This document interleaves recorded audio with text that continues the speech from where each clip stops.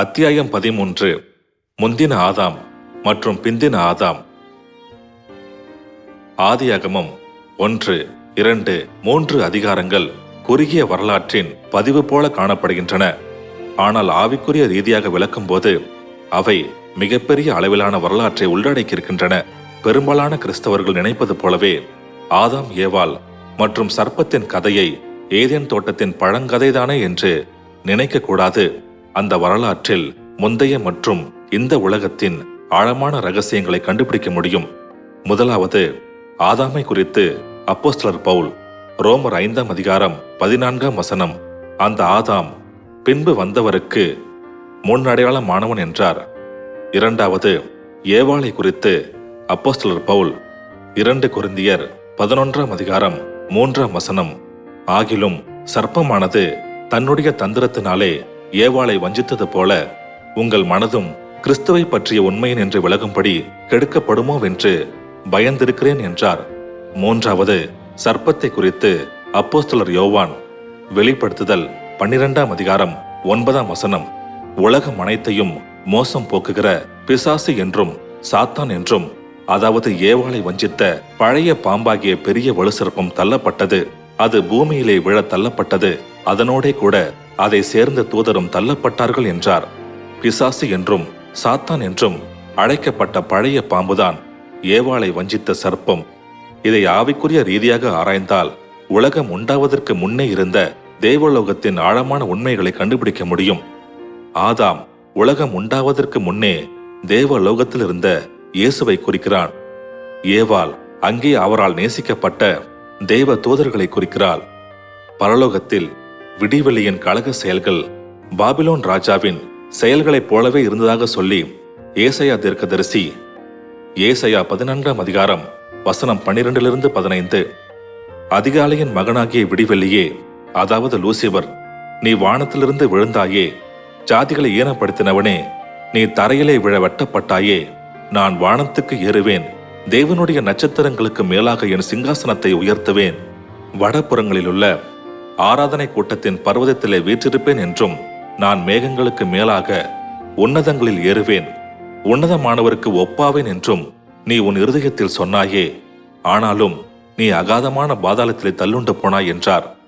இங்கு ஆதியாகமம் 1, 2, 3 அதிகாரங்களில் எழுதப்பட்டுள்ள ஆதாம் ஏவாள் மற்றும் சர்ப்பத்தின் கதையை இன்னொரு முறை மாம்ச ரீதியாகவும் ஆவிக்குரிய ரீதியாகவும் பார்ப்போம். ஏதேன் தோட்டத்தில் ஆதாம் ஏவாள் என்ற சந்தோஷமான ஜோடி வாழ்ந்து வந்தனர். அவர்கள் தேவனுடைய கட்டளைக்கு கீழ்ப்படிந்து பூமியின் அதிபதிகளாக மாசற்றவர்களாயிருந்தனர்.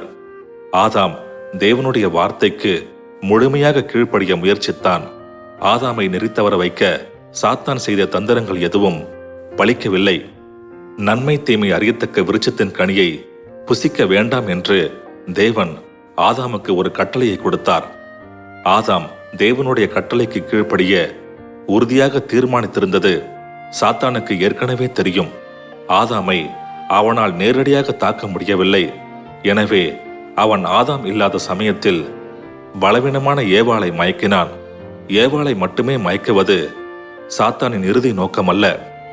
ஆதாம், இவள் என் எலும்பில் எலும்பும் மாம்சத்தில் மாம்சமுமாய் இருக்கிறாள், அவர்கள் ஒரே மாம்சமாய் இருப்பார்கள் என்று எழுதியிருக்கிறபடியே முதலில் ஏவாளை மயக்கினால் ஆதாமும் விழுவான் என்று சாத்தான் உறுதியாய் இருந்தான்.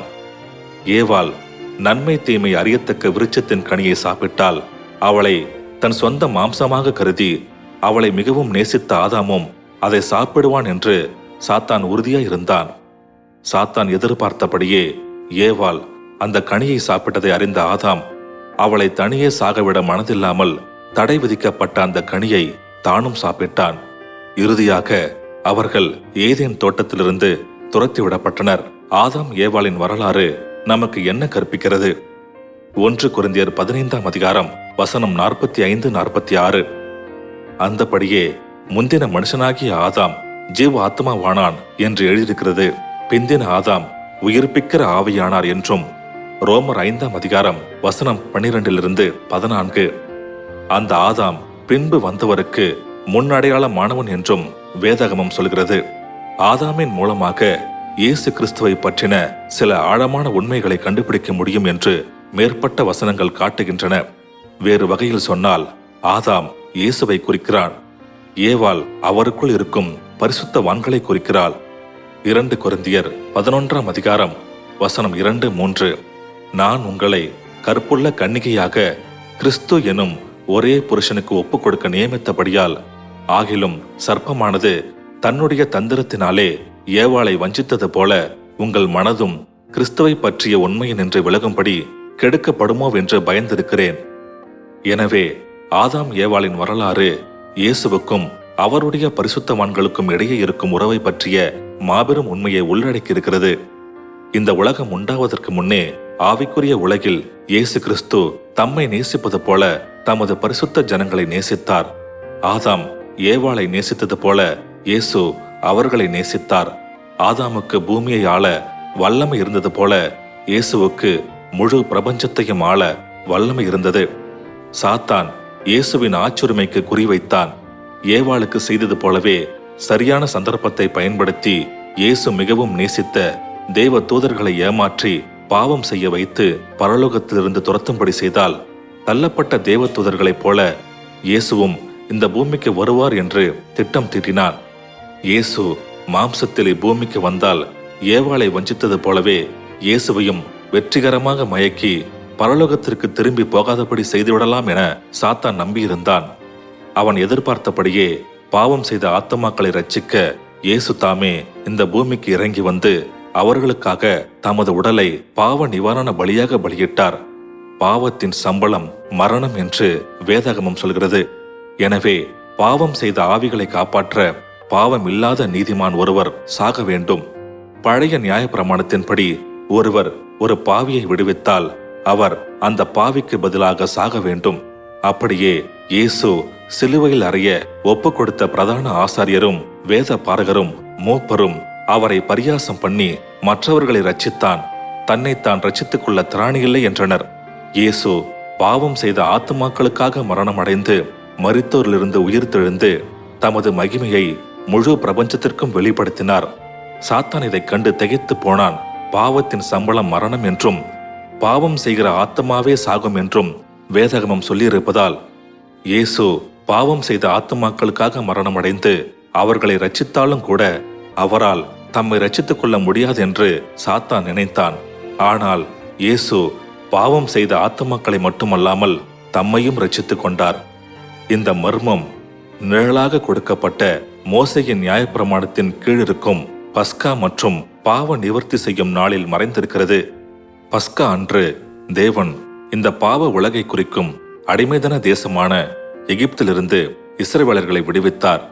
பாவ நிவர்த்தி செய்யும் நாளில் ஆசரிப்பு கூடாரத்தை அசுத்தப்படுத்தியிருந்த இஸ்ரவேலர்களின் பாவங்கள் அனைத்தையும் சாத்தானை குறிக்கும் வெள்ளாட்டு கடாவின் தலையின் மேல் சுமத்தி பாலைவனத்திற்கு அனுப்பினார். இது நடக்கப் போகிற காரியங்களின் நிழல். பஸ்கா ஆட்டுக்குட்டியாக இயேசு ஆட்டுக்குட்டியின் இரத்தத்திற்கு பதிலாக சிலுவையில் சிந்திய தமது ஒப்பற்ற இரத்தத்தின் வாயிலாக தமது ஜனங்களை பாவ உலகிலிருந்து மீட்டார்.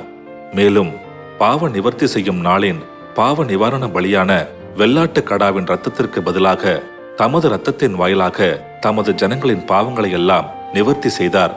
அவர் தமது ஜனங்கள் எல்லாரையும் தம்மையும் ரட்சித்துக் கொள்ள அந்த பாவங்களை எல்லாம் வனாந்தரத்திலே விடப்படும் போக்காடாக குறிப்பிடப்பட்ட சாத்தான் மேல் சுமத்தினார்.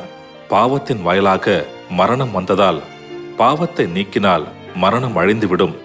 எனவே சகல ஜனங்களின் மரணத்திற்கு காரணமான பாவங்களை சாத்தான் மேல் சுமத்தினால் மரணமும் அவன் மேல் சுமத்தப்படும்.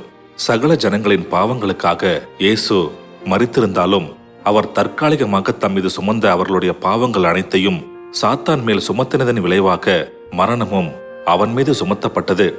இந்த மர்மமான தத்துவத்தை அறியாத சாத்தான் இயேசுவின் மீது பாவத்தை சுமத்தி அவரை கொலை செய்தால் அவரை வென்றுவிடலாம் என்று நினைத்தான். எனவே சகல ஜனங்களின் பாவங்களும் தன்மீதே சுமத்தப்படும் என்பதை அறியாமல் இயேசுவை சிலுவையில் அறைந்தான். இயேசு உயிர்த்தெழுந்து பரமேறிய பிறகு பரலோகத்தின் முதற் பேரானவர்களின் சர்வ சங்கத்தில் பங்கேற்றுக் கொண்டிருந்த சாத்தானை நிரந்தரமாக மரண குகையான இந்த பாவ உலகத்திற்கு தள்ளினார்.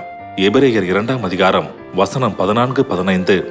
ஆதலால் பிள்ளைகள் மாம்சத்தையும் இரத்தத்தையும் உடையவர்களாய் இருக்க அவரும், அதாவது இயேசுவும் அவர்களைப் போல மாம்சத்தையும் இரத்தத்தையும் உடையவரானார்.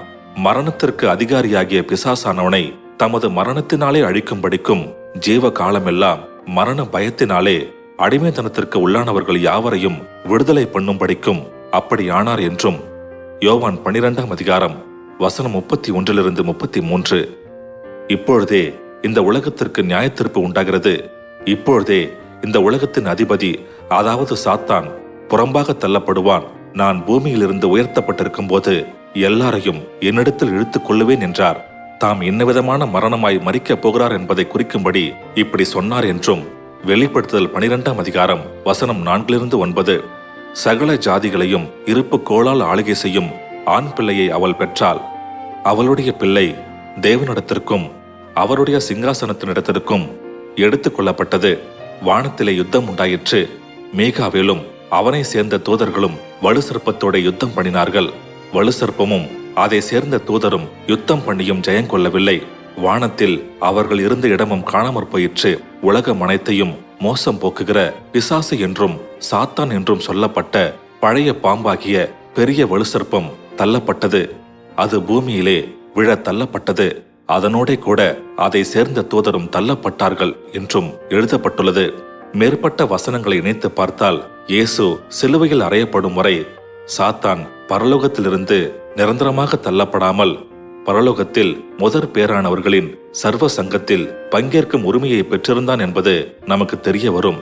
ஆனால் இயேசு உயிர்த்தெழுந்து பரமேறிய பிறகு அவனை பரலோகத்திலிருந்து தள்ளி அவனை ஜெயங்கொண்டார். வெளிப்படுத்துதல் 12ஆம் அதிகாரம் 7ஆம் வசனத்தில் குறிப்பிடப்பட்டிருக்கும் வானத்திலே யுத்தம் உண்டாயிற்று என்ற பதிவை ஆதாம் பாவம் செய்த போது வானத்தில் யுத்தம் உண்டானது என்றும் அப்பொழுதுதான் சாத்தான் தேவனால் சபிக்கப்பட்டு ஏதேன் தோட்டத்திலிருந்து துரத்திவிடப்பட்டான் என்றும் சிலர் நினைக்கின்றனர். உண்மையில் ஆதாம் பாவம் செய்யும் முன்பே சாத்தான் பாவம் செய்து பரலோகத்திலிருந்து துரத்திவிடப்பட்டான். ஆனாலும் அவன் ஆதாம் ஏவாளைப் போல நிரந்தரமாக துரத்திவிடப்படவில்லை. அவன் ஆதாமுடைய ஆச்சுரிமையை பறித்து கொண்டு பூமியின் பிரதிநிதியாக பரலோக முதற் பேரானவர்களின் சர்வ சங்கத்தில் பங்கேற்றான். ஆதாம் பாவம் செய்த போது ஆதாமோடு சாத்தானும் பூமிக்கு தள்ளப்பட்டிருந்தால் அவனால் பரலோகத்தில் நடந்த சர்வ சங்கத்தில் பங்கேற்றிருக்க முடியாது. இயேசு சிலுவையில் அறையப்பட்டு உயிர்த்தெழுந்து பரமேறிய பிறகுதான் சாத்தான் பரலோகத்திலிருந்து நிரந்தரமாக துரத்தப்பட்டான். இந்த உலகத்திற்கு தள்ளப்பட்ட பிறகு சாத்தான் தேவனுடைய சபையை துன்புறுத்தினான். இந்த கடைசி நாட்களில் இருக்கும் தேவனுடைய மீதியான ஜனங்களையும் துன்புறுத்துவான். இயேசுதான் பிந்தின ஆதாம். மீட்கப்பட்டவர்களை ஏவாள் என்று அழைக்கலாம்.